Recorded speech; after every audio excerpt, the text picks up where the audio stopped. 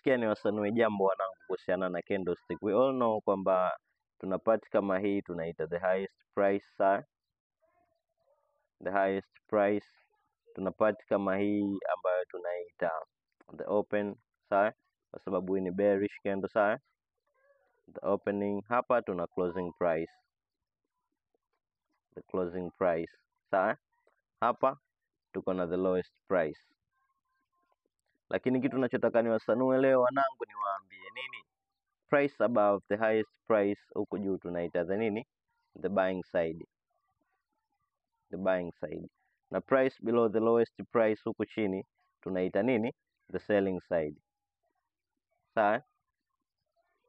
Kwa nini hatuconsider ile eneo kama the buying side au the selling side? Kwa sababu gani? Trade ambayo tutakuwa tunazifanya hapa moja kwa moja zitakuwa ni counter trending. Kwa nini nasema hivyo? Kwa mfano hii hapa ikiwa ni one day, sawa? Kwenye time frame ya one day, that is to say ukishuka kwenye 1H utakutana na candle ambazo zina series za kushuka chini, si ndivyo? Ambapo tukimsoma Fibonacci anakuambia this is a 0% and this is 100%. Kwamba price itakapokuwa inarudi huku utaanza kutana na zile zone of retracement, sawa? Na 50 kuna 38 vitu kama hivyo. Kwa price from here to here ni nini? Zone of retracement. Sasa okay, tunakuja kupata kitu gani kutokana na scenario kama hiyo? Tunasema we have a candle like this one, sawa? Tunakuwa na candle kama hii hapa ambayo tunasema huku juu tayari tumeshasema area above this area huku juu above the highest price, hii ni upande gani? Wa buying, sawa? Na tunaposema area below the lowest price, hii ni kitu gani?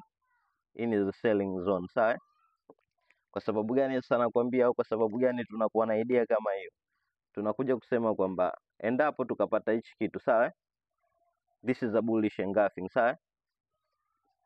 Kwamba bullish imeengafi mpaka kufikia kwenye upande wa buying side, ndipo inapokuja concept unaambiwa ukiona the bullish engulfing you have to buy. Ni kwa sababu gani? Kwa sababu market imesha shift its direction.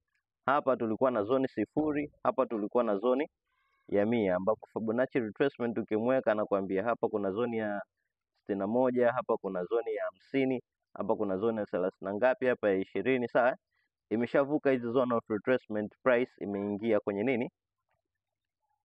Kwenye upande wa buying side. Ndio maana unaambiwa okay, this is a bullish engulfing, kwamba kitu ambacho unatakiwa ufanye, unatakiwa kubuy.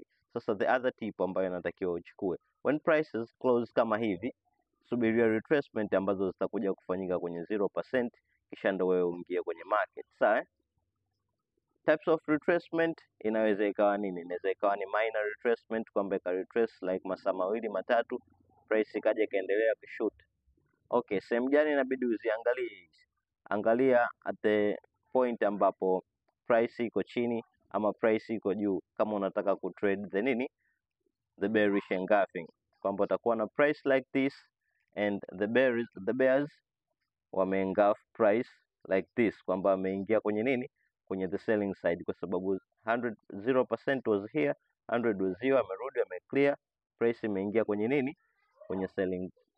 Kwenye selling zone huku chini. Hii ndo concept behind the bullish engulfing candle and the bearish engulfing candle. Kuna video anapost jamaa anakuambia anajiita Algo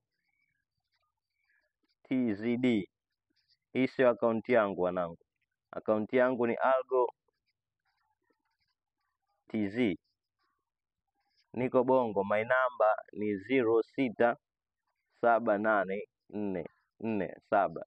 0678447502. Thanks for watching.